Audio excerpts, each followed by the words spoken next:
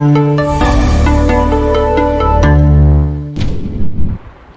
குருபியோ நமஹ.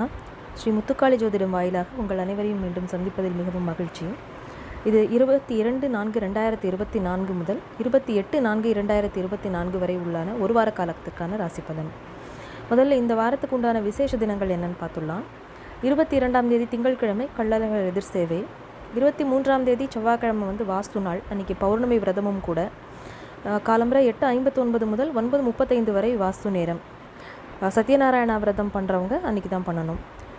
26ஆம் தேதி ஒரு சுப முகூர்த்த நாள், 22, 26 2 சுப முகூர்த்த நாட்கள். 27ஆம் தேதி சங்கடகர சதுர்த்தி விரதம் அன்றைக்கி. அப்புறம் இந்த வாரத்தில் என்ன கிரக நகர்வுகள் எப்படி இருக்குது அப்படின்னு பார்த்தா, 23 செவ்வாய்க்கிழமை அன்றைக்கி செவ்வாய் பகவான் மீன ராசிக்கு பயிற்சி ஆகிறார்.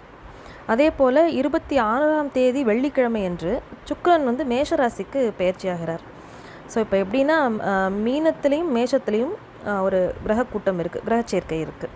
ஸோ இது ஒரு ஒரு மிக்சடான ஒரு பலன்களை தான் நமக்கு ஜாதகப்படி கொடுக்கும்.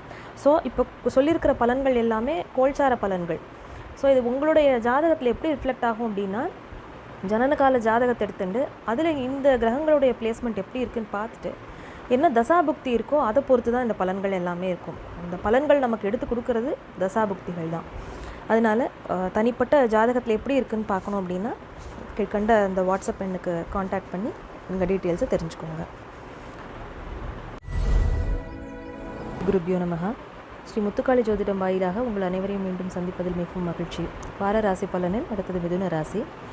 மிதுன ராசிக்கு கிரக நிலைகள் எப்படி இருக்குதுன்னு பார்த்தா, உங்கள் ராசிநாதன் புதன் அவர் 10ஆம் இடத்துல இருக்கார். யாரெல்லாம் கூட இருக்காங்கன்னா ராகு, அப்புறம் சுக்கிரன் இருக்கார். 2 நாட்கள் செவ்வாய்க்கிழமை அன்னைக்கு செவ்வாய் பகவானும் அங்கே சேர்ந்துடுறார். வார இறுதியில் சுக்கிரன் 11ஆம் இடத்திற்கு பயிற்சி ஆகிறார். அதே போல் 4ஆம் இடத்துல உங்கள் சுகஸ்தானத்தில் சந்திரனும் கேதுவும் இருக்காங்க. சந்திரன் வார இறுதியில் அவர் உங்களுடைய 7ஆம் இடம் தனுர் ராசிக்கு பயிற்சி ஆடுவார். ஸோ இப்போ என்னென்னா, உங்களுக்கு ராசிநாதன் 10ஆம் இடத்துல உங்களுடைய ஜீவனஸ்தானம்னு சொல்கிற இடத்துல ராகுவோட சேர்க்கை பெற்றிருக்கார். சுக்கிரனும் கூட இருக்கார். இப்போ என்ன ஆகும்னா, ராகு ஜென்ரலி பல மடங்காக பெருக்கி கொடுக்கக்கூடிய கிரகம். நம்மளுடைய ஆசைகளையும் பன்மடங்காக்கும். ஒரு போகக்காரகன். அது ஒரு மாயா கிரகம். அது இல்லாத ஒன்றை இருக்கிற மாதிரி காமிக்கும். வெளியிலேருந்து பார்க்கும்போது ரொம்ப பிரம்மாண்டமாக தெரிகிற விஷயங்கள் போக போக நமக்கு அது அப்படி இல்லைங்கிறத நம்ம உணர்வோம். ஸோ இப்போ அவரை உங்களுடைய தொழில் ஸ்தானத்தில் இருக்கார். ஒரு வகையில் உங்களுடைய தொழிலை நல்ல விருத்தி பண்ணி 10ஆவது இடத்துல 10ல் ஒரு பாம்பேனும் இருக்கணும்னு சொல்லுவாங்க. ஒரு பாவகிரகமாவது இருக்கிறது ரொம்ப நல்லது. ஆனால் இப்போ அங்கே ஒரு பெரிய கிரக சேர்க்கை இருக்கிறதுனால உங்களுக்கு இது ஒரு கலப்பு பலன்களையே தரும். உங்கள் ராசிநாதனும் போய் ராகுவோட பிடியில் மாட்டின்னு இருக்கார்.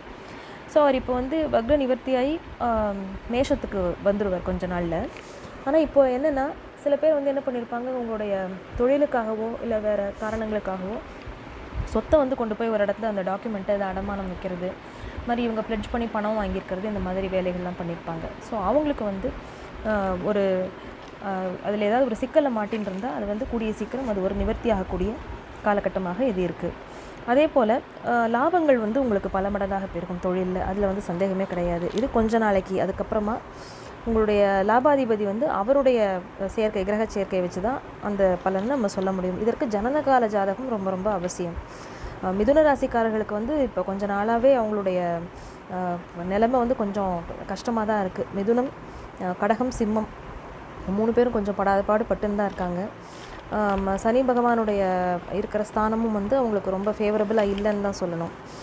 ஆனால் இனி கொஞ்சம் ஒரு சில தீர்வுகள் கிடைக்கும். ஏதாவது ஒரு வாகனத்தை நீங்கள் எக்ஸ்சேஞ்ச் பண்ணுற பிளான் இருந்தது அப்படின்னா பண்ணலாம். அப்புறம் தகப்பனாருடைய உடல்நலனில் கொஞ்சம் அக்கறை தேவை. சில விரும்பத்தகாத விஷயங்களுக்காக ஒரு தேவையே இல்லை அப்படின்னாலுமே அது ஒரு வெட்டி அலைச்சலாக இருக்கும். அந்த மாதிரி ஒரு பிரயாணம் பண்ணிட்டு வர மாதிரி இருக்கும். மற்றபடி அனாவசிய செலவுகள் கொஞ்சம் உண்டு. வழக்கு விவகாரங்களில் வார மத்தியில் வெற்றி கிடைக்கும். அதாவது நிறைய அலைச்சலுக்கு அப்புறமா சில காரியங்களை முடித்து வார இறுதியில் ஓகே இந்த வாரம் ஏதோ போச்சு அப்படின்னு சொல்கிற நிலைமையில தான் இந்த வாரம் இருக்கும். ஸோ பொதுவாக மிதுன ராசிக்காரர்கள் ரொம்ப ஒரு நிதானமான போக்கில் இருக்கிறது ரொம்ப நல்லது. டாக்குமெண்ட்டு, மற்ற பத்திர விவகாரங்கள் இதிலெல்லாம் மட்டும் ரொம்ப ஒரு தடவைக்கு பல தடவை யோசித்து எந்த முடிவையும் நீங்கள் எடுங்க. அது முக்கியமான விஷயம். மற்றபடி இது ஒரு சராசரியான வாரம்.